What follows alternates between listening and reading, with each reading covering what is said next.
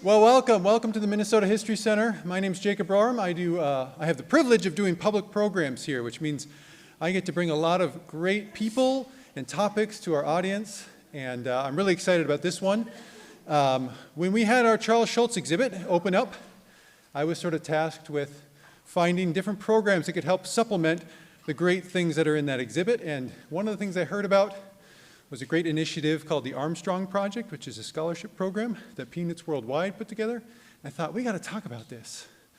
And lucky for me, we were able to make that happen and expand the conversation to the larger history and contemporary legacy of the character Franklin.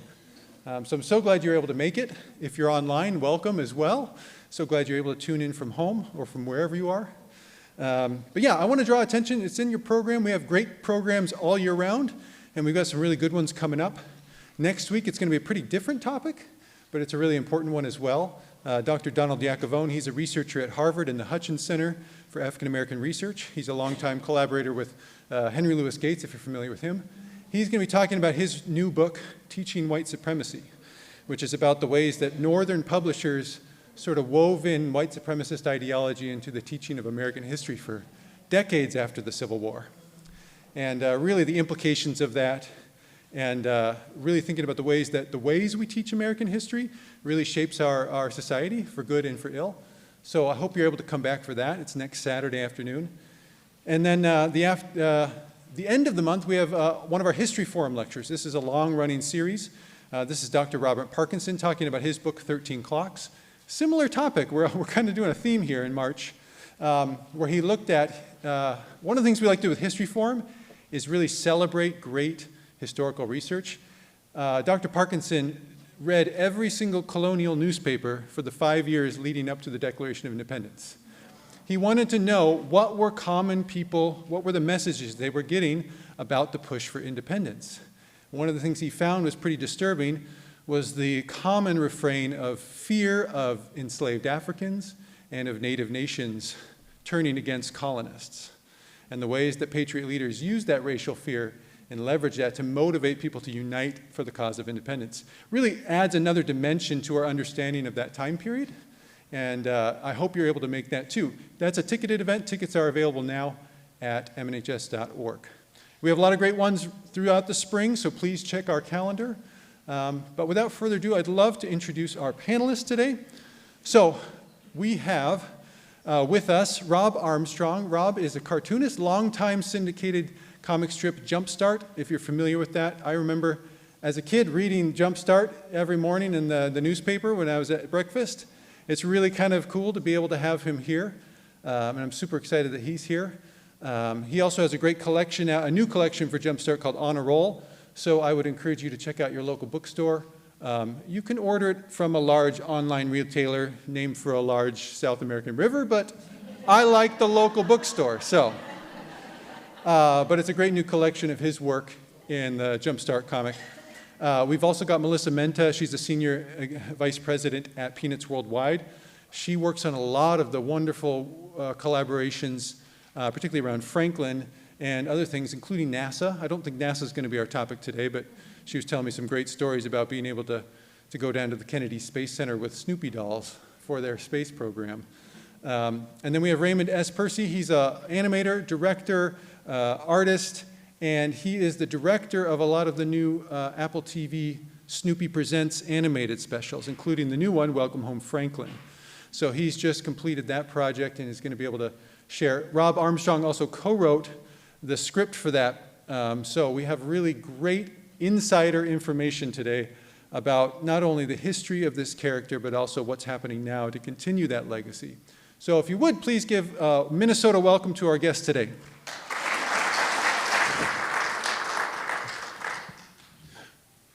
So to begin with, I thought we could just talk about the moment that Franklin appeared and the reason sort of behind it.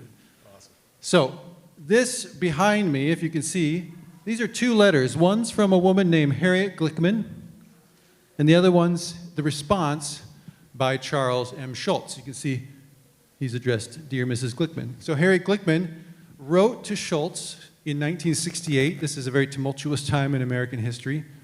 And it was very much, she was looking for opportunities for people who had a public audience to be able to do something to respond to the racial turmoil, particularly in the wake of Dr. King's assassination. So this letter and the response, this is the sort of initiation. I'm not going to talk too much about this because we're going to watch a short video that explains it in more detail. But we're historians here, so we like to have documents and evidence. So this is that sort of seed that got planted. And then, oops, that's the wrong. In July 1968 is when we first see the character Franklin meeting Charlie Brown on the beach, July 31st, 1968. So I want to just set that up for you all so you can see these are the moments that Franklin sort of comes into being. And then we'll be able to talk about how that goes. But we're going to watch a short video clip. Robb's going to have to watch himself talk. Apologies. And then we'll kind of get into the conversation. My name is Robb Armstrong. I do a comic strip called JumpStart, and there's a whole bunch of people in my studio right now. I met Harriet Glickman in 2018 during the 50th anniversary of the Franklin character. And I just walked over to her and said, "So nice to meet you. I'm so surprised you're not black." Harriet just burst out laughing.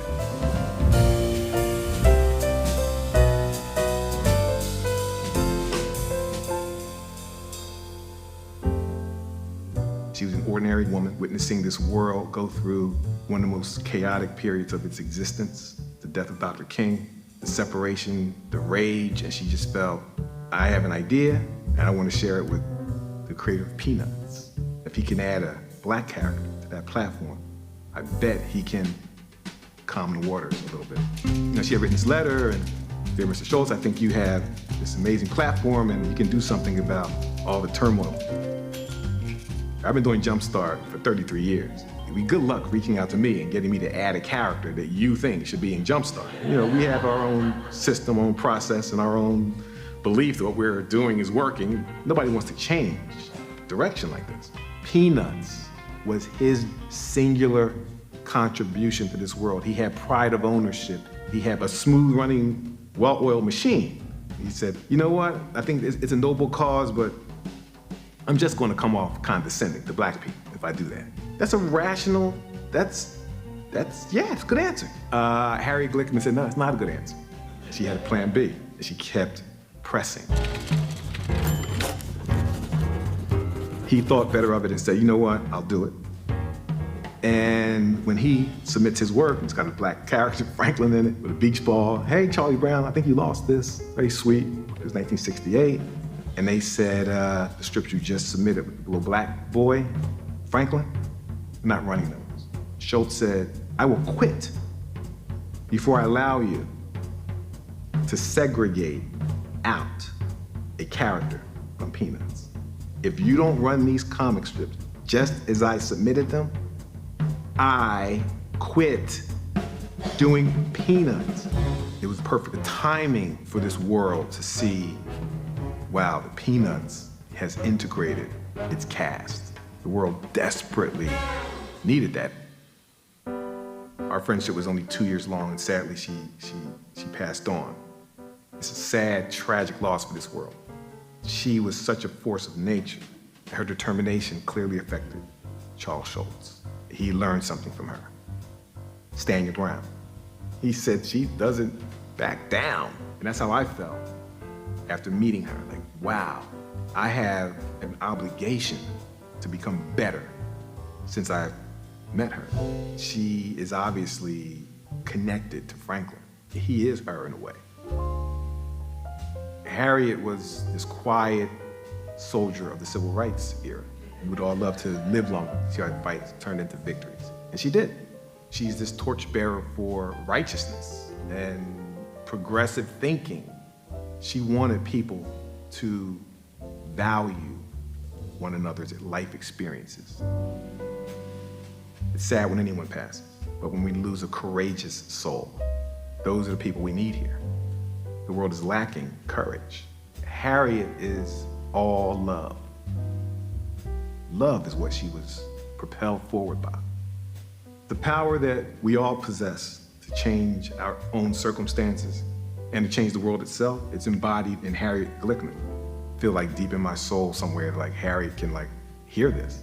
Harriet, you probably didn't know what you were getting into, but it led to my career and having my dreams come true. Thank you, Harriet.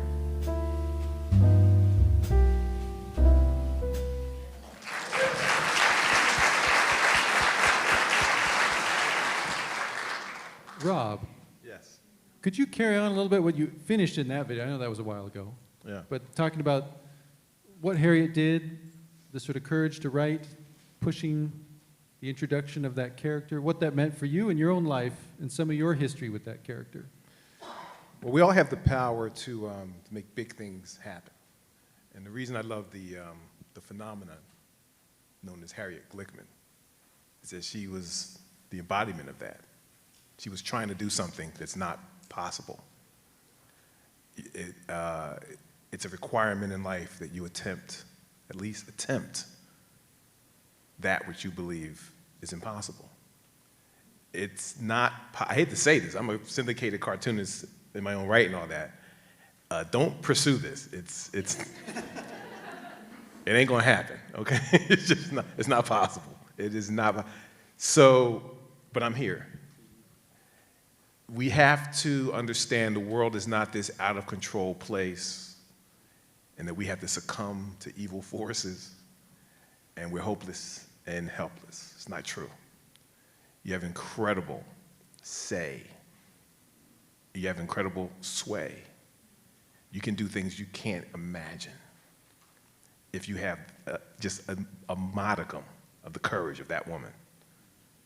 It takes courage to approach your own families, our own kids, everyone. You have to stand up and represent something. What did Dr. King say? If you don't stand for something, you'll fall for anything. In my life, my mom was like that. I relate to Harriet because my mother, Dorothy Armstrong, began telling me when I was a little boy, 3, 4 years old, that I was going to become a syndicated cartoonist. She didn't know what a syndicated cartoonist was. My mom is, God rest her soul, she's been gone since she was 49 years old. I was 19 when I lost her. All she knew was her little boy liked to draw Snoopy and Charlie Brown over and over and over. And she said, I don't know who this other guy is, Schulz and all that. She said, but that guy, he's doing the same thing you're going to be doing. You are going to be a syndicated cartoonist and you're going to be the next big thing. And she just would not relent. This phenomenon informs my current life.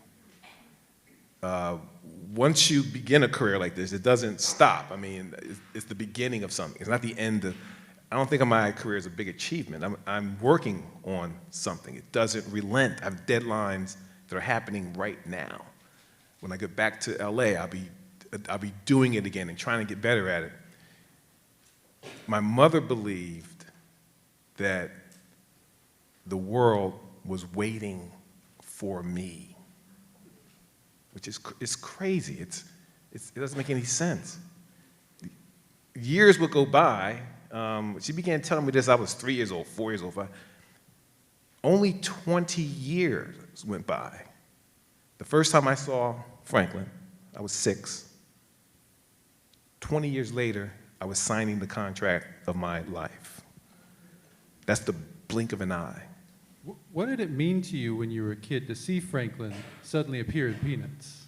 It was like throwing gasoline on a simmering ember. I just thought, wow. Because that year, it was 1968 when Franklin appeared. I was a 6-year-old, but that year was terrible. It was a year without hope. It was dim. I was living in Philadelphia. My oldest brother was a victim of Philadelphia, killed at 13. We lived, my mom didn't want to live where we lived, but she was a single mom. I've never experienced, I hate to say this, I'm a walking cliche for fatherless boys, black boys. I've never lived in the same house with a father. look, I knew kids whose dads were in and out, you know. But my dad was never, my friends walked up to me, "Do you have a father?" My best friend, my friend Keith said, "I'm pretty sure you have a father somewhere." I said, "No, there's zero father in my life." But my mother was mother and father, believer, supporter, superwoman. My friends were actually jealous of me for having Dorothy Armstrong as a mom. So I never felt deprived of anything. And the reason I bring up the fatherlessness of my upbringing is that that phenomenon cost my brother his life. There's no way, the youngest of 5, there's no way my mother could keep an eye on 5 children. It's just no way. And Philadelphia was too crazy then. In 1968, gang violence and then Dr. King getting assassinated, it was just a lot happening. She lost control of my brother. He was reckless and wild and got killed. He would train, he would play chicken.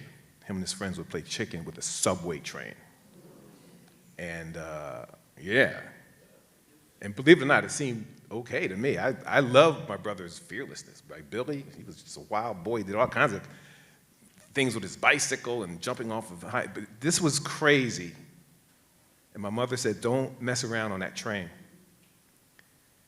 And he did, and it ripped him in 2. That was July 1st, 1968. July 31st, Franklin appeared in the Philadelphia Bulletin. You guys, look, we all go through loss, grief. Anyone who's a baby boomer, you've been through the 60s, you can relate to what I'm about to say. All it takes is one good thing. One good thing in your life. It could be in your family, it could be your marriage, it could be the job you just got, it could be anything. All it takes is one good thing to pull you out. And that good thing was Franklin. I just opened the paper, family grieving, my brother killed weeks prior. My hero, closest thing I had to a father, was Billy. He was my protector. He was a 13-year-old boy, but he was fearless and crazy and daring, and people were scared of him. The neighborhood was violent, but they wouldn't touch an Armstrong. "Don't touch that little boy." Why? "That's Billy's brother." Okay. So suddenly, I told my mom, she was always telling me, "You're this, you're that, you're gonna be this." I saw Franklin and said, "Mom, I'm going to be in the newspaper just like this little boy. Just like him." She said, "I knew it. I knew it."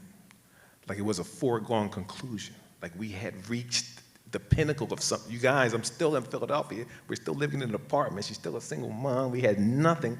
I never knew I found out I was poor recently. You know, so yes, Jacob, that's what Franklin did for me. I want to, maybe I'll play the clip first, then you can give the back story. Okay. So, I want to show a clip here. Nope, not that one. This is 1994. We're going to skip ahead a little bit. So that's 1968. This is 1994. This is a straight-to-video special. You're in the Super Bowl, Charlie Brown. So I want you to just listen to this clip real quick. Mr. Franklin Armstrong.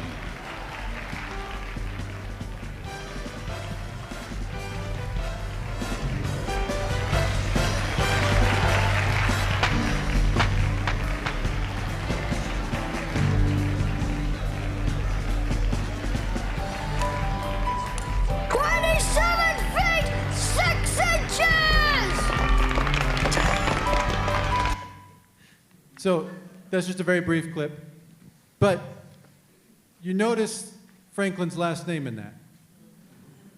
Rob, could you give us a little backstory as to this clip and why this is important and what it means in your life?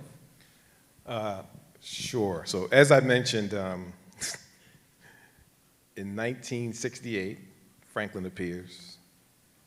20 years later, I'm signing this deal to do JumpStart. So it's 1989 and 1990. So when I'm signing my deal, it's with United Feature Syndicate. United Feature Syndicate is in Manhattan, New York. It's the same syndicate that distributed Peanuts. And I'm sitting in the offices of United Feature Syndicate. You guys, I do not have time. Melissa will tell you, Raymond will tell you, even Jacob will tell you, don't get this guy started on what it took to get syndicated. Again, do not try this at home, all right? But I did it, right? I got through college. I went to Syracuse University. Things happened, things worked out. I did a comic strip in college called Hector, and it led to my getting this deal to do JumpStart, right? And I'm right in front of Charles Schulz's editor, now my editor, Sarah Gillespie. I said, Sarah, the ink is still wet on my contract. And she's talking about what's expected of me and all that. I said, excuse me, a quick question. Yes? Can you introduce me to Charles Schulz? She says, what?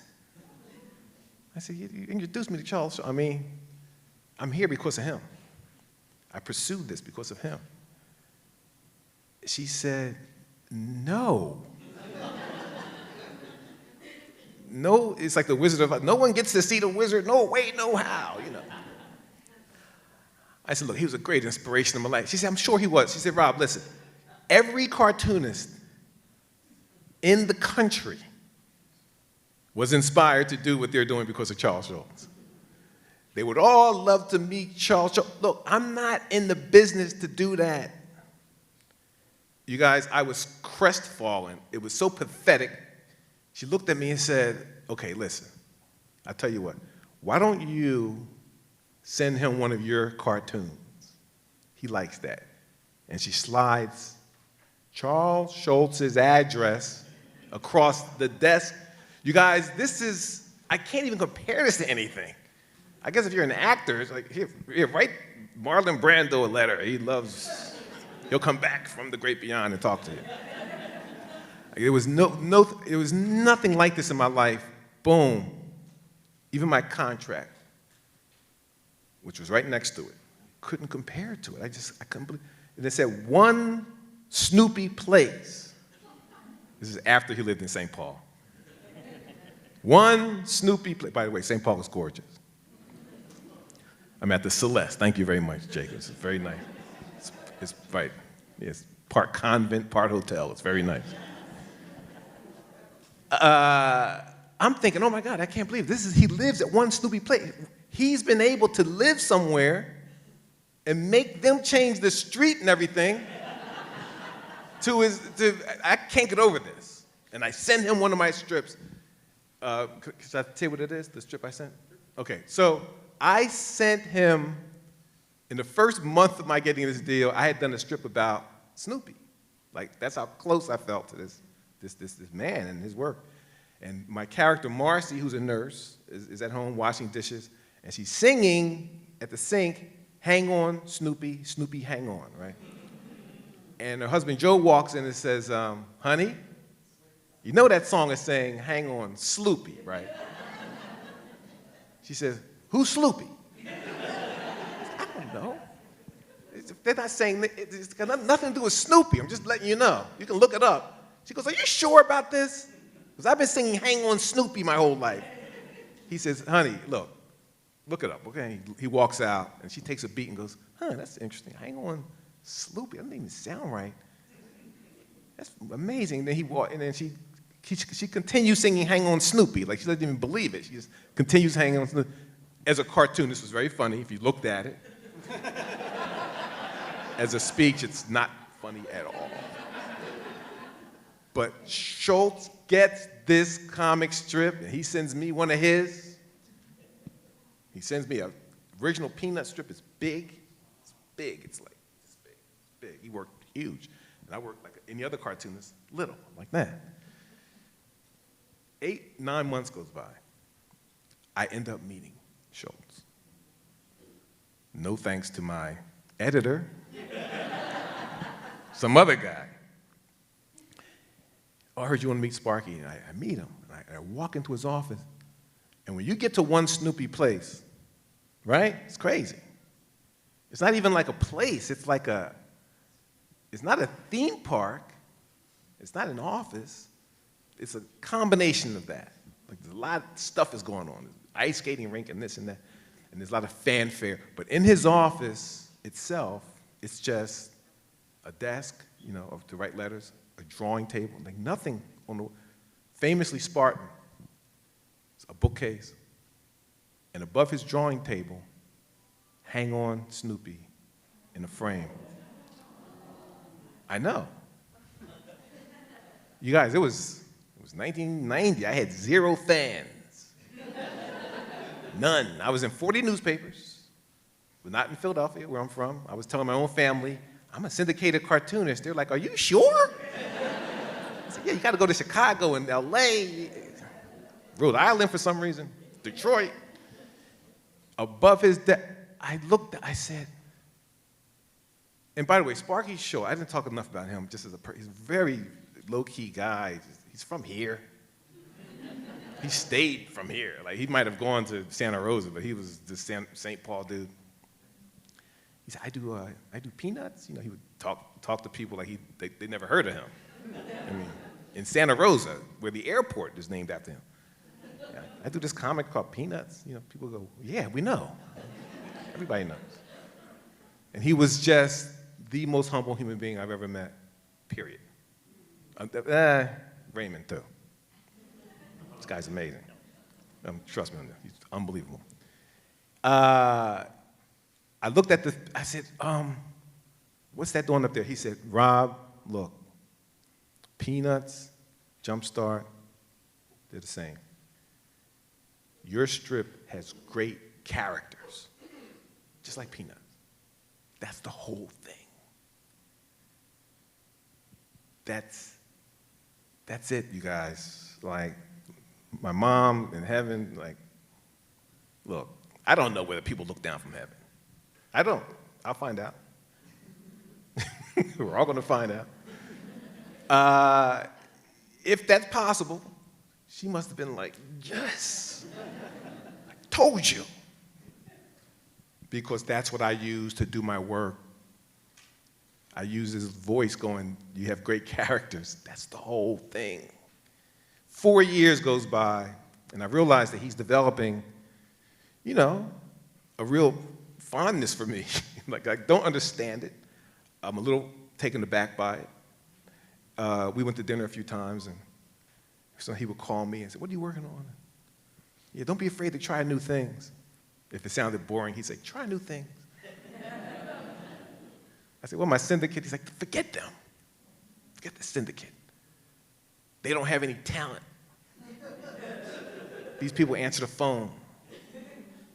You have talent, so forget people telling you what to do. I was like, wow, Charles Schulz is like calling me. Sparky, people call him. I'm like, Sparky just hung up. And I was very excited and proud of it. I would tell people, I talk to him sometimes. And like, you do? I'm like, yes, this guy. And then one day he called me and he said, and it wasn't the same, it was different. He said, have you noticed Franklin doesn't have a last name? I said, no, I've never noticed that. I thought Franklin might be his last name, actually. He goes, no, that's his first name. How would you feel if I gave him your last name? I said, oh my God. I said, Sparky, listen. You don't have to. He said, no, I'm doing this video called You're in the Super Bowl, Charlie Brown, and it's going straight to DVD. And I was like, that's great, congratulations. He said, no, I don't want to talk about that. I need your blessing. I'm going to change his name to Franklin Armstrong. Got a nice ring to it. I said, okay. And he did. But I was so, you ever see Wayne's World? They're like, I'm not worthy, we're not worthy. I was like, wow, that's so weird. Like, you guys, I was so uncomfortable with it, I never spoke about it. I never told anyone. I kept it inside for 12 years. I didn't tell my wife, I didn't tell you. I mean, unlike me calling my friend, hey, guess who I'm friends with? I wasn't doing that. I just felt like something had crossed over the Rubicon. I just felt like this was too much. But one day I got over it. I gave a speech at the Schulz Museum after he had passed away, and I was missing him. I still miss him. And I gave a speech to about 30 people. And during that speech, I said, that guy, that's Franklin Armstrong. That's my man. He was named after me. Can you believe that? And the place got on their feet. I thought they were getting up to leave. They were like on their feet. Jeannie Schulz walked up to me after. She said, how come you never told me anything about that? I said, Jeannie, it's kind of strange, isn't it? She goes, no, you deserve that.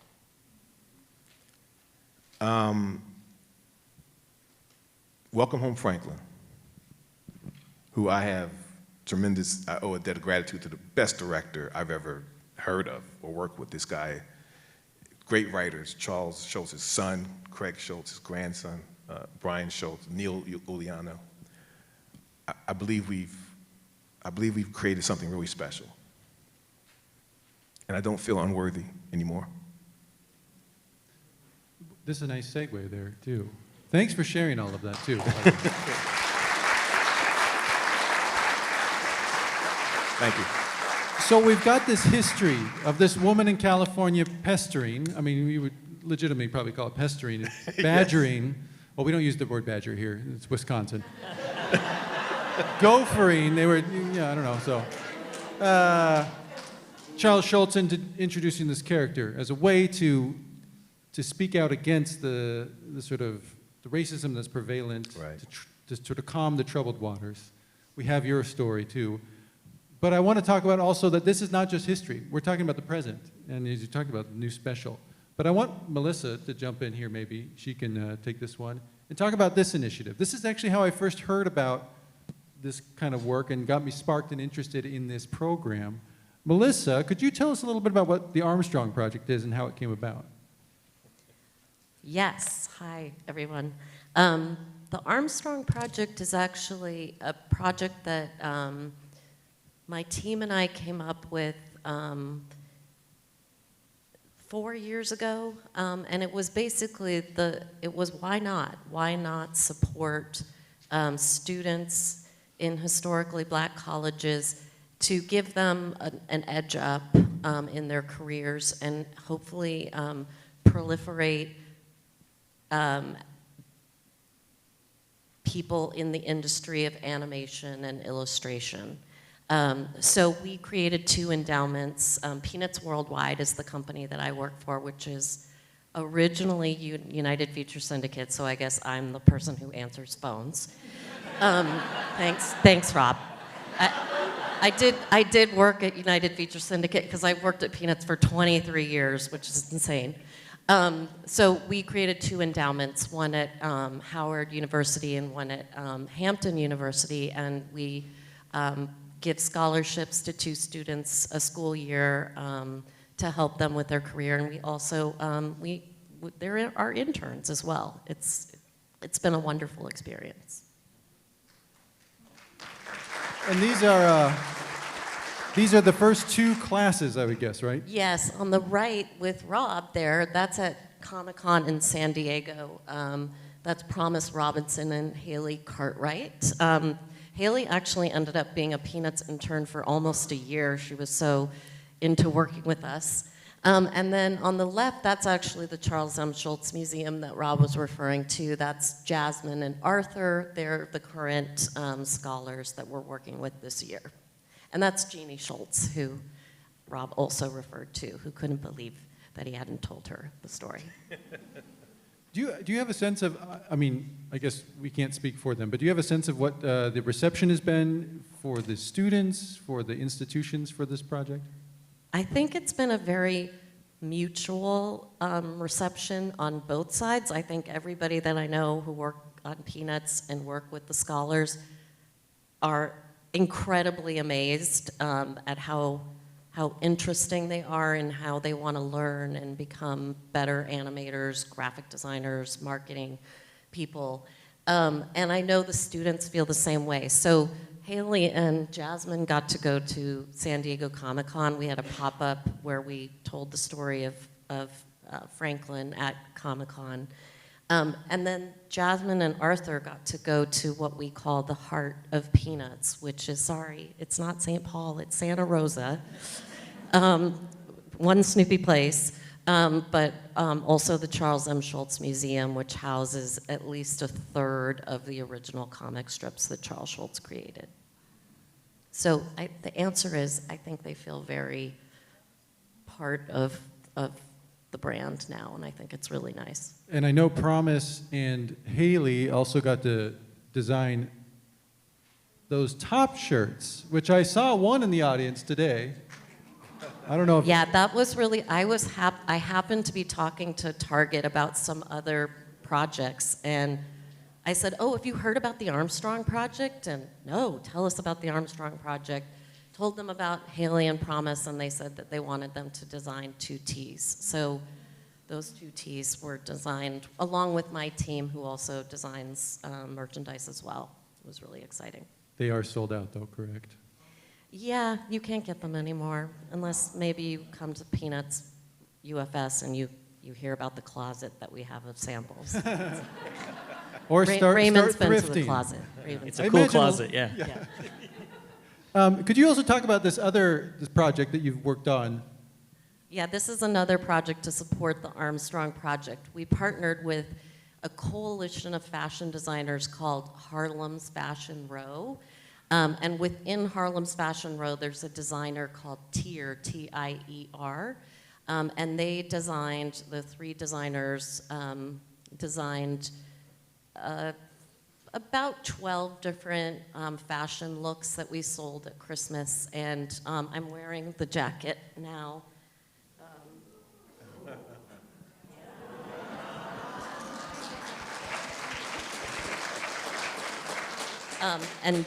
And the proceeds from the merchandise went to the Armstrong Project. What was the reception? I mean, what was the response in terms of those? The Franklin sweater that Tier designed sold out, I think, within an hour.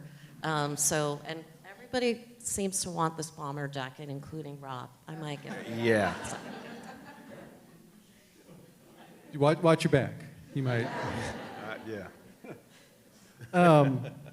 It's a really terrific project. It's something that I was really excited when I first heard about it. Again, this idea of what's the history of that character, how you can pay it forward and continue to plant the seeds for future generations. I mean, that's definitely in the spirit of Harriet Glickman. It's definitely in the spirit of Schulz in introducing the character. And of course, another one of those contemporary things, and this is Raymond, I'm going to pass it off to you, is this special, which just came out on the 16th. Has anyone, raise your hand if you've seen it? Anyone seen it? Yeah. I watched it this week. It's delightful. It's on Apple TV Plus, so you have to subscribe, but you know, it's worth it. It's really delightful. Raymond, can you tell us how did this project come about? Where's your involvement and sort of what the thinking behind what you wanted to do with this? Sure. Well, first of all, also, if you want to see it and you don't want to pay, I think they also have like a trial thing you can sign up for a couple of weeks. So you can just watch it and then opt out. There are people from Apple TV Plus in this studio. Yeah, Apple is actually right there. Oh, but you won't want to opt out because they have amazing programming. I love Severance, so many other things. A great Charles Schulz documentary on there, nonstop. You won't want to turn it off. Apologies, Colleen.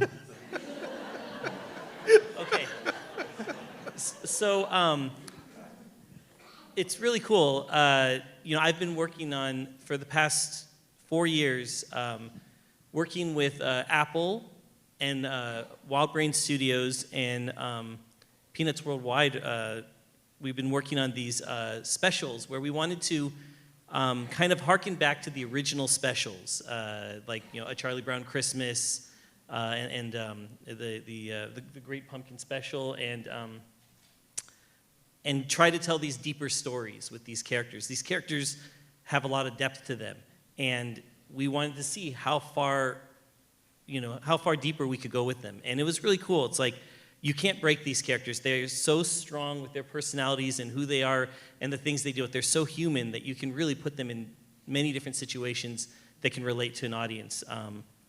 We've dealt with things like being an introvert or growing up without a parent, environmentalism, and then this story about Franklin came up, which was really amazing. So, Rob, I think you originally had an idea to work with Franklin, right? Yes. Yeah. Yes, Franklin, Franklin is this positive character, but something negative happened. And we'll talk about it a little later, I believe. My connection to Franklin is so pure and so personal to me. I want everything to go right with that character. And he's named after me, so I want things to go right. So a friend of mine actually suggested that I do something with it. I would never, this is Charles Schulz's creation. I don't have designs on it like that, but one of my best friends, not in show business, by the way, my friend Johnny said, you should call Jeannie Schulz and talk to her about doing a project with Franklin. I said, Johnny, obviously you know nothing about the world we live in. What do you mean? I said, I'm not calling Jeannie Schulz. What are you, crazy? I never called Jeannie Schulz about anything. He goes, you should call her about this. It's time for Franklin to have his own movie or TV show or something like that. I said, look, it'll be the end of my friendship with her if I call her and talk about projects and things. He said, okay. A week later, he's back at my house. I've been thinking about you and Franklin. I said, Johnny, look, don't think about me. Don't think about Franklin. Don't think about Jeannie Schulz. Just hang out. We hung out, like, that's my best. We traveled the whole world together, all over the world. I said, we're going on a trip next week and everything. Just forget it, okay? Relax. Okay. We got back from the trip, and he says, have you had time to think about this? I said, yes, I've thought about it a lot. You're crazy. But it was weird because I was asked to be part of this thing called Who Are You, Charlie Brown, also on Apple. And it's a documentary about Schulz and Charlie Brown. And I'm in it. It's an Emmy-winning documentary. It won an Emmy? Yeah. I didn't know about that. That's great. I'm in it that much. Like, don't blink or anything. When did it get the Emmy? I think like last year, was it? 21. Yeah. Can you get me a trophy? If you can get me one. Hearing about this right now. So, but I was in it and I'm thinking, wow, like maybe this guy is right. So I emailed Jeannie and said, Jeannie, I need to talk to you about Franklin. And she emailed back, uh-oh. And I called my friend Johnny and said, thank you very much. My friendship with her is over. But she got back to me and said, look, I'm in the middle of the Christmas crazy crunch here at the museum. Let's talk a little later on. And we did, and I told her, look, I think that the character needs to speak for himself and have his own forum, something, I don't know what. She goes, okay, let me give that some thought. And then the phone rang, and it was like 2 weeks later. And the phone rang, and it was Wild Brain. And Wild Brain said, let's do I heard you want to do something, like a screenplay. I said, sure. And she said, I think Franklin is overdue. So yeah, I mean, to be a part of this, and it's magnificent. You guys, seriously, people without Apple, shame. I mean, what are you waiting for? It's really cool. It's like, one of the things I really liked working with Apple on these was that we were just encouraged to go deeper. And it's really interesting. It feels like, especially with their children's programming, or family programming, it's this kind of mandate to kind of do good for the world. And so that's kind of this mandate. If you watch their other programs, it's kind of similar. Talking to the other creators of the different shows, we all kind of carried the same philosophy, which was like try to make something that's going to do good things for the world. And so when I was first offered the opportunity to direct this one, and I met with Rob and then Craig Schulz, Charles Schulz's son, and Brian Schulz, his grandson, Craig's son. and I was hearing about the story and what they wanted to do with it and what they were trying to do, it was really exciting. Because it's interesting, like when you look at the strips and you see Franklin, there's his personality. You don't go too deep into his personality compared to the other kids. He's kind of the one that reacts to the other kids. To the point where one of the specials I did called Lucy's School, all the kids are getting really excited about Lucy because she's going to help them pass a test where they can never go to school again. And so Linus, her brother, is talking to Franklin, and he's saying, like, how can you go along with this? You're too smart to go along with this. And we added the line of him just going, morbid curiosity. Like, Franklin just loves watching these weirdos. And so what was really cool with the script that these guys put together and wrote was that we got to go deeper into who that guy is. And what I thought was amazing reading the script was two things. One was it just organically felt like who we all thought Franklin was all along, the person that our imaginations filled in the blanks. And then the other thing was it's a dissertation on friendship, really. Yes. I was so excited because it was a script where you got to see a friendship develop in real time.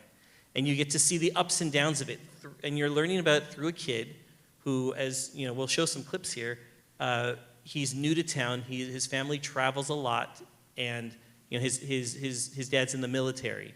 So he travels a lot, so he's never had a chance to make deep friendships. And so he's gonna learn what a friendship is. And I think it's a cool reminder that when, you know, with all the differences we have and all the different beliefs we have, oftentimes when it's just one-on-one, you know, people in a room, you find common ground and you find things to connect with. Yeah. So one cool thing was when I first started working on this, you know, talking about the Armstrong Project in San Diego, there's this huge comic convention called Comic-Con, and it's like everything you'd ever imagine. Marvel movies, Star Wars movies, you know, superheroes, it's insane.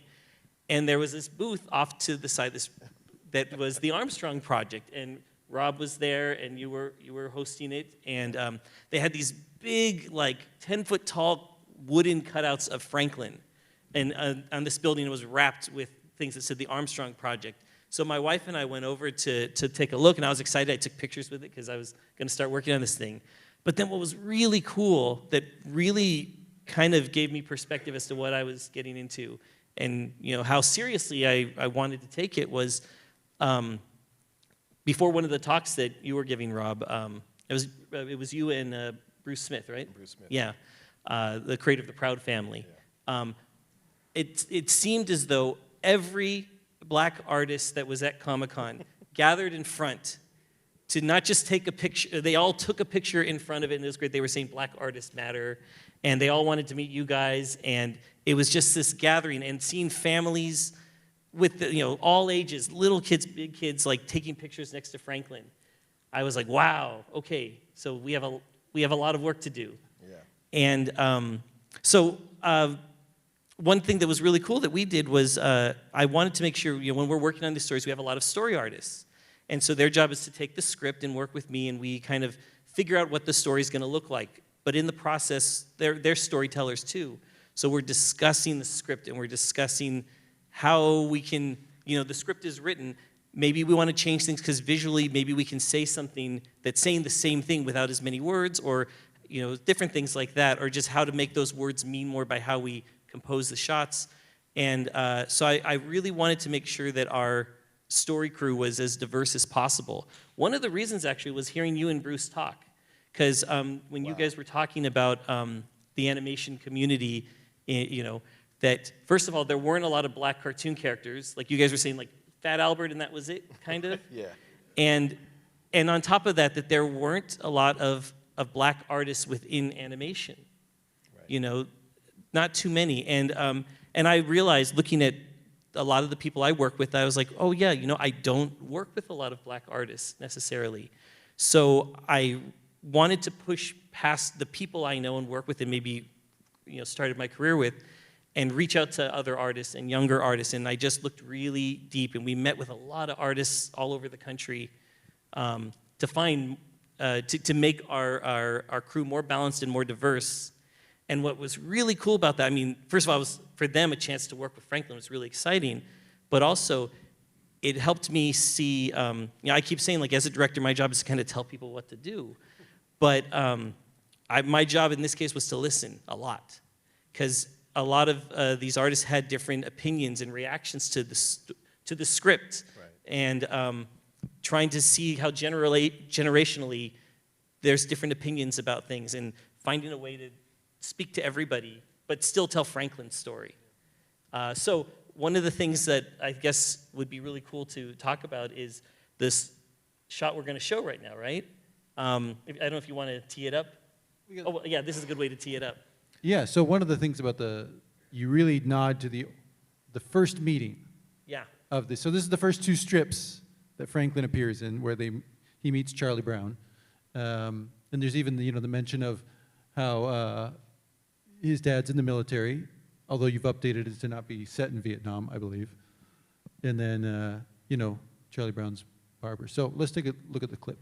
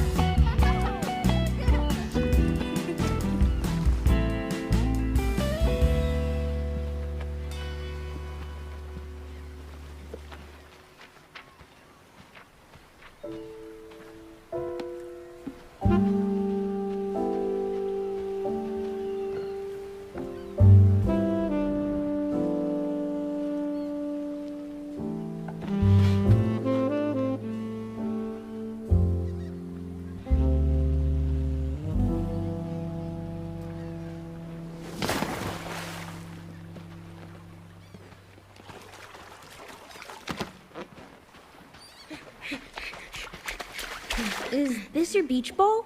That thing sure has a mind of its own. Thank you for catching it. You're welcome.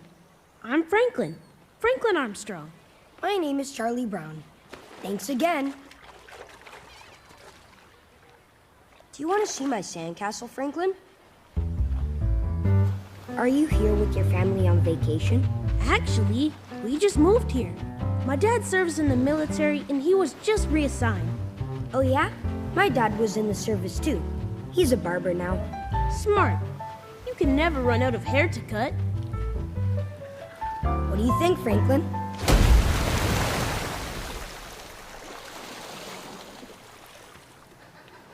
Do you know how the ocean says hello?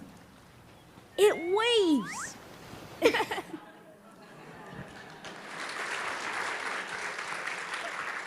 So yeah, to set up that, Franklin was new to town, and he just was not fitting in with anybody. And the writers had this great idea that Franklin has this little book where he's using it to get advice from his grandfather. His grandfather's written advice of how to make friends, so he's trying to use that book, and nothing's working because these kids are weirdos in this new town. Yeah, that device, there's two things I want to speak to. Raymond mentioned that Franklin is so methodical and calculating as to how he plans to make friends, that he's going through a book with advice in it. When writing this screenplay, we had to speak to racial issues in a subtextual way and not a textual way. In other words, you have to show things and not say things. You have to indicate things without pointing fingers. Showing the beach scene, for example. This occurred in the original canon, in Schulz's History of the Strip, during a time when beaches were segregated.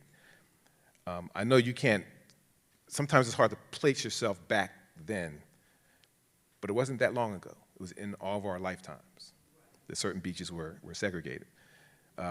Schulz made a big noise putting Franklin on the beach with Charlie Brown when he did it. Some people say Schulz was ahead of his time. I don't always agree with that. Sometimes I do. But mostly I think he was a man aware of the times he was living in. And he maximized his time on Earth.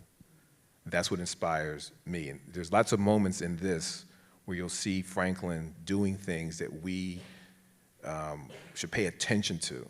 Him using a book with advice in it from his grandfather is sadly, it's a metaphor, because as a black person, we can't behave emotionally. We have to think methodically. How am I going to be in this meeting? How am I going to handle this encounter with white people?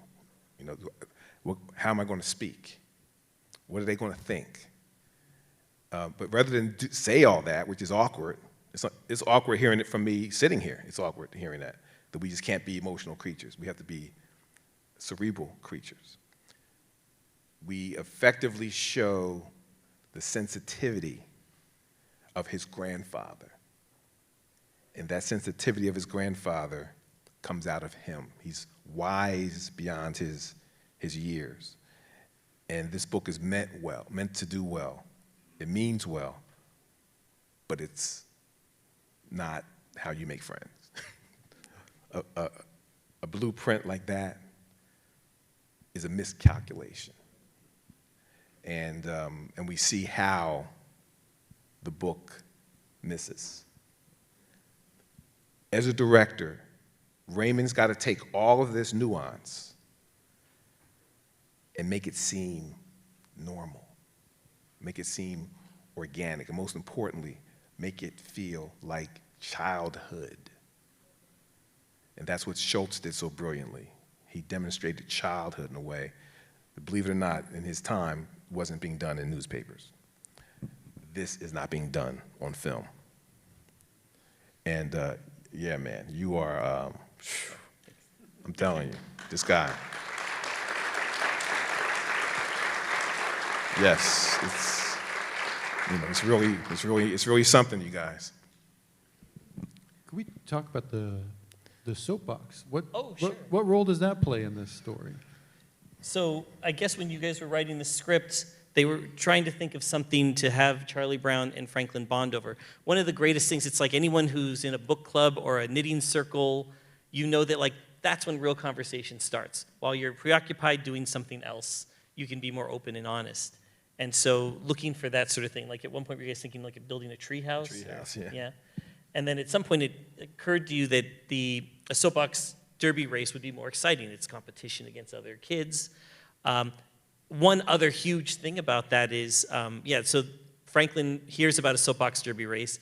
He decides that's the way, he sees in his book, the way to make friends is to be a winner. Everybody likes a winner. So all the kids all team up and they're excited to work together. Nobody picks Charlie Brown. But Franklin picks Charlie Brown, and so they start working together on this thing. Actually, no one picks Franklin or Charlie Brown. That's true. Yeah, that's true. We have a very brief clip of the start of the race. Yeah. Well, so yeah, they work together, and this is part of the race. Yeah. And we're off!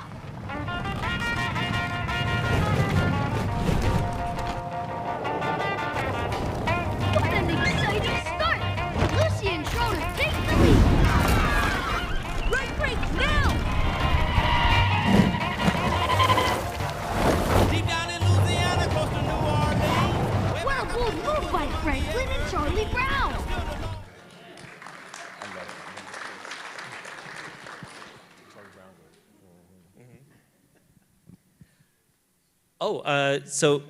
Okay, so. Oh, there are people here, right. Oh, yes, sorry. So we were just talking about like the animators adding all the extra emotions in there. That was really fun to see because they were excited to work on this as us. So in the end, something happens. We won't tell you what. You can watch it. But the result of it is that Franklin does connect with these kids, you know? And it in this story, gave us an opportunity to sort of talk about something that's come up over the years. And if you want to talk about it, Rob.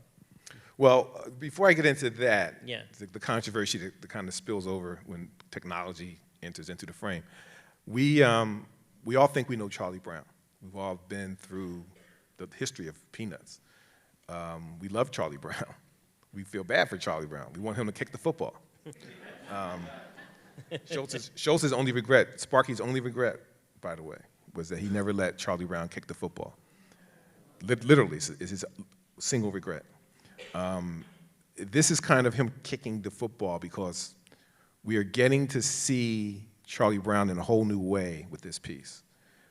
You will get to know him by watching this piece. You think you know him now, but when you watch this, you'll go, wow. Like, this is not just an extension, an exploration of Franklin.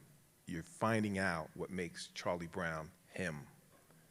And you're finding out that he's an outlier within that group.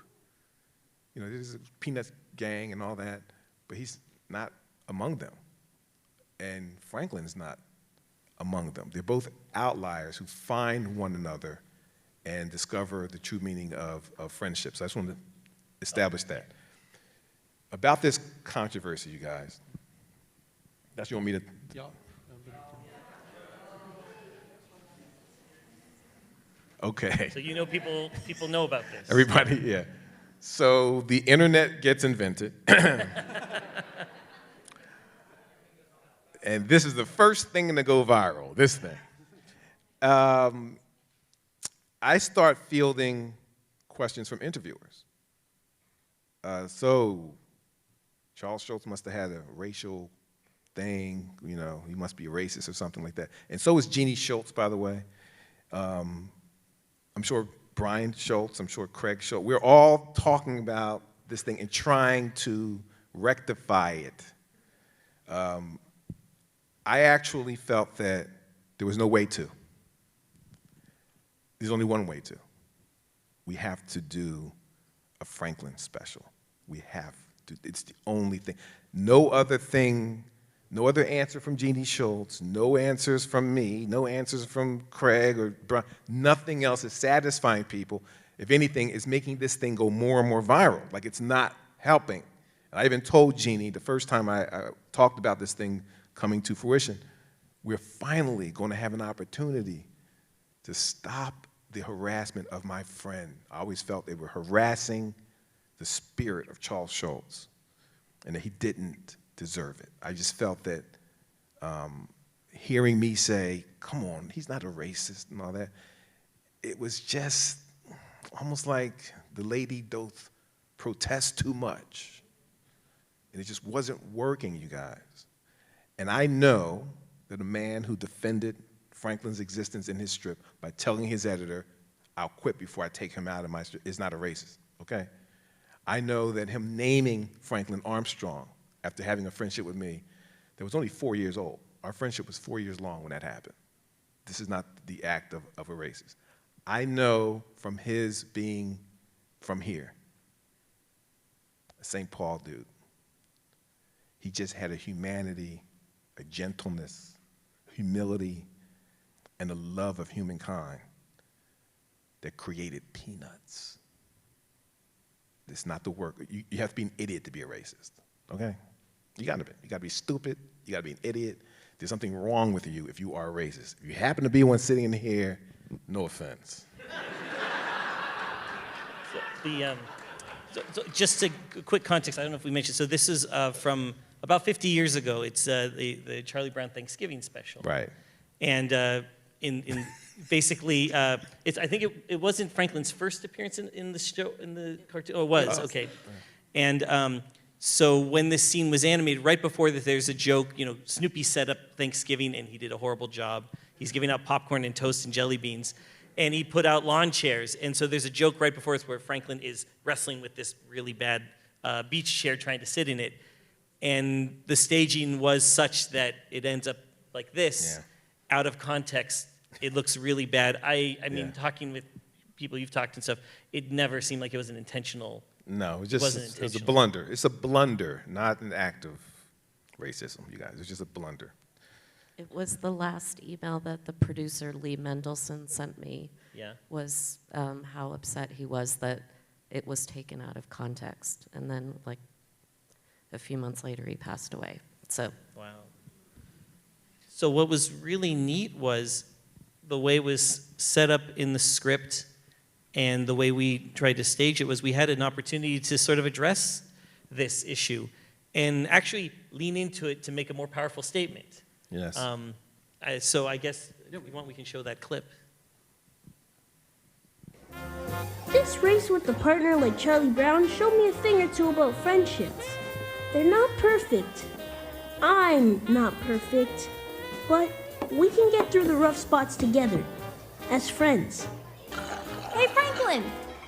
We saved you a seat over here. Come join us. Ain't that what friendship's really all about?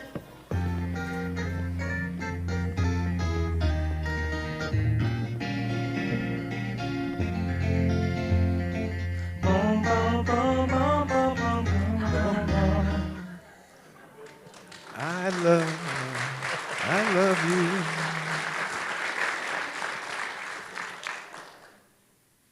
you. There's another, you mentioned about the blunder, right? There's another moment in this special where there's a bit of a blunder between Franklin and Charlie Brown, a misunderstanding, and they have to get through that. They have to navigate through that. Yes. This budding friendship and the misunderstanding one another. That also speaks volumes about sort of the message and the invitation that's in this. Oh my goodness, yeah. There's a point where Franklin and Charlie Brown have a confrontation.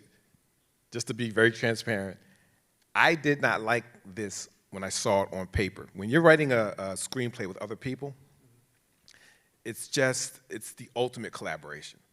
I mean, really, you're asked to give a little and get a little, and it's back and forth. And there are moments when conflict happens, and sometimes we're writing together in a kind of a Zoom environment. Other times we're writing apart, and we're just putting all our stuff into what's called final draft, right? So they had to have a moment.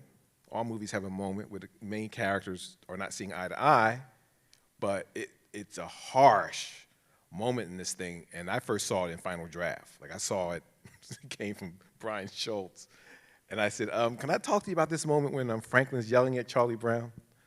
Yes. Yeah, we got to get that out of there. What? I said, I don't want this angry black boy in this movie. Are you kidding me? It's terrible. Like, it's so harsh.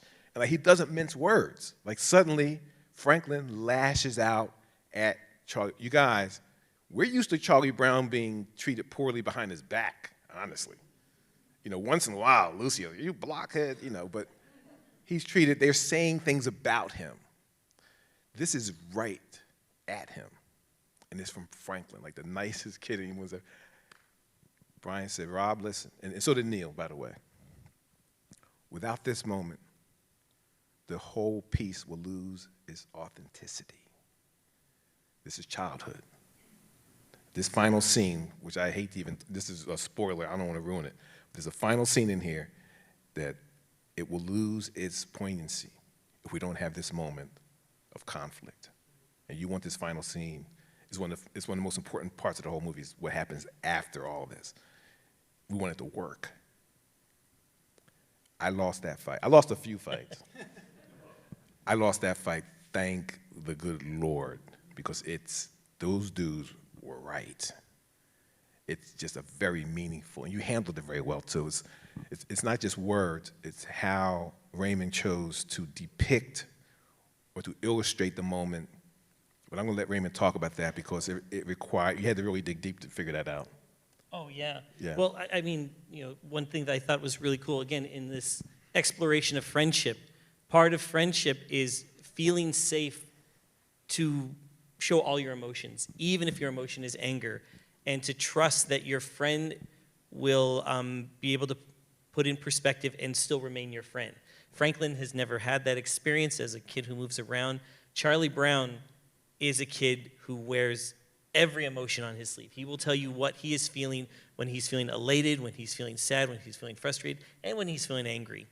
And so when Franklin gets mad at him for something that they screw up, Charlie Brown shows him that's fine. And it takes Franklin by surprise. But I thought I was so happy to see that scene because, that's a huge part of friendship and about people learning to get along. It's not just about being nice to each other. It's about being open and honest with each other, authentic. We probably have some time for some audience questions if you're up for it. Andrew, would you help with the mics? There's one on the back, the booth. Right, come in the front. There, Mike will get one, the AV in the booth. So long as I don't get any questions from my Uncle Glenn, that's all I ask. So if you have a question, if you could raise your hand, and then Andrew will run a mic, or I can run one as well.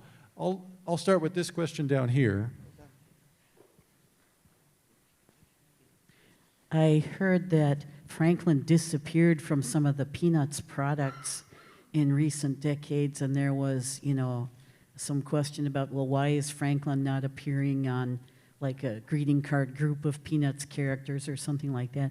I was happy to go to a Hallmark store about 3 years ago and to buy some Peanuts gift wrap at the holidays, and it was scenes from the Charlie Brown Christmas special, all depicted on there. And then last year I bought another incarnation of an outdoor Peanuts scene where they're all having fun sledding, and there is Franklin sledding down the hill along with all the others. Snoopy's in his dog dish going down the hill. And I just wondered if there was a concerted effort to say, where did Franklin go and how do we bring him back, and what were the machinations involving that? I can answer that.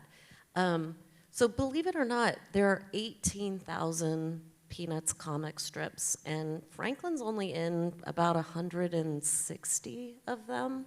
He's also not in A Charlie Brown Christmas. He didn't exist when A Charlie Brown Christmas came about. So at Peanuts, one of the things that we do is we try to remain true to the strip and what Charles Schulz created. So 10 years ago, there were Macy's Thanksgiving Day windows that were based on A Charlie Brown Christmas, and Macy's was like, well, we want Franklin in the windows. And we were like, but Franklin isn't in the special. So some of the tug and pull is we want to be authentic to the Peanuts comic strip and what Charles Schulz created, and not, the characters will never be on cell phones. They'll never, be anything but living in St. Paul, because that's really, if you look at the comic strip, it's definitely St. Paul. That being said, things like the Armstrong Project, and we can pull out our team of artists. We don't redraw the strip, but we pull poses from the strip and we create new art treatments. And so over the last several years, you're correct, there's been a heightened interest in Franklin. So we do pull the art and create what we call style guides, and that's what Hallmark is using. But it is a common misconception that Franklin is in. He's not in The Great Pumpkin either, because those were done before he was created. I hope that helps. Mr. Armstrong, thank you very much for being here. First of all, Thank you. You've been a great inspiration to me. I'm just a few years younger than you. I was born in the mid-'60s, but I haven't been drawing nearly as long as you have. I've only been drawing for 7 years, so I have quite some way to go to get to your level. But I wanted to ask a first principles question. We obviously know where Franklin gets his last name from, but is there any story about how Charles Schulz chose his first name? Where did he get the name Franklin from in the first place? Is there any story behind that? Did he have any inspiration, any person he was thinking of when he came up with the name Franklin for the first black character? I have no idea.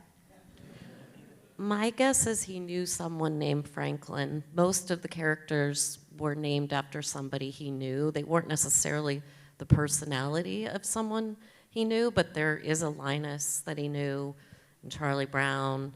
So my guess is he knew somebody who was Franklin, and he thought it was a nice name. But it's a very good question. I'm not often stumped, by the way. Good afternoon. My name is Renika, and thank you for being here. I have a whole lot of questions, but I guess I'm going to ask the questions surrounding racism. Franklin arrived in 1968, so obviously through the 70s as well. Is there a moment where Franklin addressed racism with, well, I guess he could not go around Minnesota nice, because that's what it kind of sounds. I'm not from here. I'm from Memphis, Tennessee, and when we're talking about racism, down south, it was a direct hit. And so here, even in this presentation, I'm hearing read between the lines, kind of figure it out as we go. Is there a moment where Franklin actually addressed racism direct without us having to, Yes. dodge the Can actual I- topic? Okay. Thank you. That's a very good question. When I talk about indirectly or subtext, there's a moment when he's coming into town. I'm just giving an example. He says, I noticed there's not a lot of variety in this town. He's driving past an ice cream store where the kids are eating vanilla ice cream. And he says, there's not a lot of variety.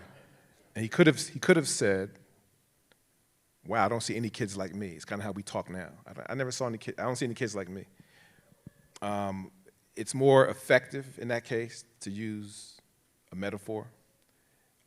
It's funnier, and it's more gentle. It's more loving, because Franklin doesn't use race or racism or his own oppression or the oppression of his people as a cudgel against the Peanuts gang. I never want him to do that. However, there was a moment where we had to be more direct. You guys, in real life, I share a lot in common with Franklin. So much so that it got awkward, it got weird. I'd be writing for this character and I'd be talking about myself. Like JumpStart, my comic strip is not like me. I don't have characters who share my experiences. There's no one like me in JumpStart. They're all made up. There's 40 characters completely made up. Franklin and I share this thing where we went from kind of a comfort place to an uncomfortable place, to black neighborhood to a white neighborhood and all that. So I went from that to that too. Also, Franklin has a great uncle who played in the Negro Leagues, because I have a great uncle who played in the Negro Leagues named Eugene Benson. Eugene Benson, you can Google this guy. That's my great uncle. And he mentored Jackie Robinson. He's a major, major baseball player, but never got his shine, okay? He gets it in this. When Franklin and Charlie Brown are working on the project with the car, the box car, they're talking about their shared interests, and baseball comes up, and Charlie Brown says, listen, I got a lot of experience with baseball. I managed my own team. I love the depiction of him juggling the tape measure. If you haven't seen it, you'll see. It's hilarious. And then Franklin says, my great uncle, and his name doesn't change. Franklin says, my great uncle, Eugene Benson, played in the Negro Leagues. When that copy was the first time it appeared in our shared draft, Craig Schulz said, who are we talking about here? You or Franklin? I said, Craig, I don't know. I have no idea. I have no idea. What difference does it make? I wanted to bring authenticity to this character, and the only way to do it sometimes was to be direct. So he holds up that card. He says, this is my uncle. And Charlie Brown says, what are the Negro Leagues? And he says, Charlie Brown, there was a time when black players and white players were not allowed to play on the same team. And they formed their own team. It's called the Negro Leagues. And Charlie Brown says, wow, Franklin, a kid could learn a lot hanging around a person like you. So there's lots of things about this special that are these one-of-a-kind moments and these things that make it, in my opinion, the masterpiece. I'm telling you, these guys don't like when I talk like that. Nobody does. The Schulz, no one wants to hear me talk like that. I believe that moments like that distinguish this, not just from other Peanut specials. It distinguishes this piece from children's content and things in the world of animation. It's going in a time capsule, you guys. Whether or not this thing, whether it wins Emmys and all that, I don't know about that. I don't vote for any. It's going in a time capsule of the human experience, this piece. Thanks to this guy.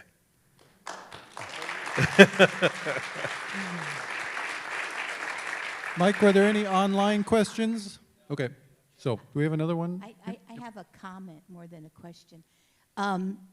Speaking of Franklin and him being a military kid, that's what I am. And it got to my heart when I saw Franklin on the log with his book, and it just brought the sadness back to me about how difficult it was to go into a new community not knowing anybody. So thank you very much for having that emotion just from me, and I'm sure it's with other people as well who have experienced that. Thank you so much. Thanks. We've got a mic coming over there, so hang on.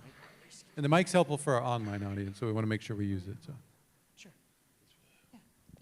Good afternoon. First, I'm from Philadelphia too, so I know. What's up? What up, homeboy? How you be, baby? I'm good. I'm good. I can't say nothing, man. Same here. First of all, congratulations to you.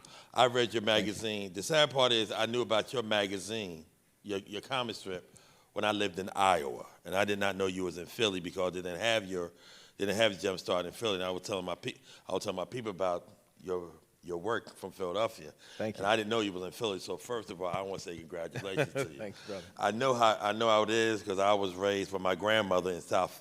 I was raised in South Philadelphia. Oh, wow. Baptist grandmother. Wow. Southern Baptist grandmother, South Philly. Uh-oh. He knows. So first, I want to say congratulations to you. Thank you. Two, I think you are Franklin because I'm looking at the same thing. I just want to say congratulations. And ma'am, you costing me money because my wife want that jacket. Thanks for that. We've got time for maybe one more question here. Hi. Mr. Robb, everyone, thank you for being here. Mr. Armstrong, this is primarily for you, obviously. I'm teaching comic book history at Minneapolis College of Art and Design. What do you want my students to know about your work?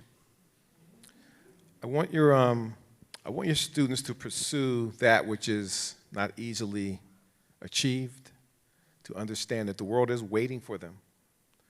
The world is looking for them. We need content creators, but more than that, we need fearless people.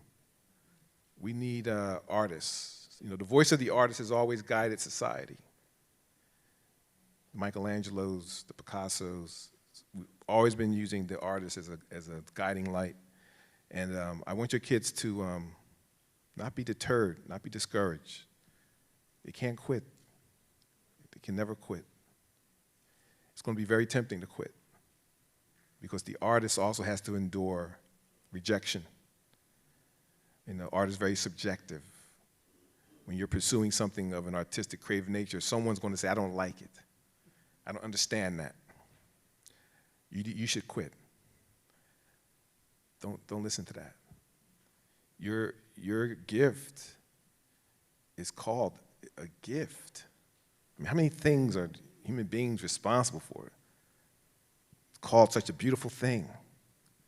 It's called a gift. My mother told me, you've got a gift from God. And I took her very seriously as a little boy. I take her very seriously now. So make sure your students, if they need encouragement from me, I'm easy to reach. I'm at robbarmstrong.com. I mean, if they want to reach out to me and send their work to me, look, it's nice to make it in life. I'm not going to lie. Like, I love being a success. I'm not kidding. I can't believe I'm like, wait a second. You know, it's wonderful. It's fantastic. There's no downside. Anybody who says, come on, with great success comes, what's Spider-Man talking about? Great responsibility. Yeah. I mean, come on, man, get out of here. Are you kidding me? What? No, there is responsibility and all that, but here we have an opportunity to have fun, to create. Let your kids know, I love being a success personally, but my real objective is with the Armstrong Project, is to let kids know how to get somewhere. You know, without someone leading the way, without someone blazing a trail, how would kids know where to go? How would some kid at Howard University know how to become a syndicated cartoonist, or to become an animator, or to become a director, or anything like that? It's so hidden. You know, it's bordering on a secret society to make it in the arts. So I want to lift the veil on that, because making it myself, though nice, is not why God saw fit for me to make it. We have to let that ladder stay down there. You know what's going on in society right now? Everybody's pulling up the ladder with them. Everybody's climbing the ladder, pulling the ladder. We call it politics, but we don't call it pulling the ladder. Either you helping somebody up that ladder, either you're stabilizing the ladder, or you're pulling the ladder. You can name it whatever you want. I'm telling you what we're dealing with right now. I'm not yanking up the ladder, you guys. I'm going to hold it steady for somebody. I'm going to pull a kid up. I'm going to make that kid understand, you don't pull this ladder, man. There's somebody else who needs you, okay? So I know your students need me. I'm not hiding from your students. Robb, with 2 B's, by the way. At Robb, 2 B's again. Armstrong, all smashed together. .com. You don't have to write that down, you guys. That's how to get a hold of me, not somebody working for me. I want to thank Robb, actually, because when we came up with the Armstrong Project, originally the working title was the Franklin Project. And we were talking amongst ourselves, and I was like, you know, I actually think it makes sense to name it the Armstrong Project. And I don't know Robb Armstrong, but I'm going to call him. And I'm going to see if he would come on board to help. And I was so nervous. The first meeting that I had with him was over Zoom. I think I was sweating. And I was telling him about the project, and I thought, you know, this would really suck if he's not into it. And I said, so what do you think? And he was like, I'm in. This is amazing. And I just have to thank you for that. Thank you very much. I also want to, just on behalf of all of us, thank our guests for continuing the legacy of Franklin, of Charles Schulz, of Harriet Glickman, keeping those ladders out, offering those invitations through this new work with the special, with the Armstrong Project, and to continue to encourage us to reach out and connect with others. I think friendship, you know, the special is so much about friendship, and of course, there's always, that just pays dividends. So thank you for that. I also want to, we're about time. I do want to invite you all to support our guests' work. We've got Robb's new collection on a roll, 30th anniversary treasury of JumpStart. And then, of course, the special. I also wanted to point out One of a Kind Marcy, because it's another kind of great story of filling in a little bit more of a character that's beloved and really allowing that character to connect with the new generation in new ways. So I would encourage you to check out both of those. You could do the free trial, but, you know. Subscribe to Apple TV Plus. Yes. And our Robb and Raymond will be available if you want to see them up in the rotunda. Please let them get up there so everyone has a chance, and don't bog them down here. But otherwise, thank you so much for coming, and I hope you come back to some of our programs. Be well.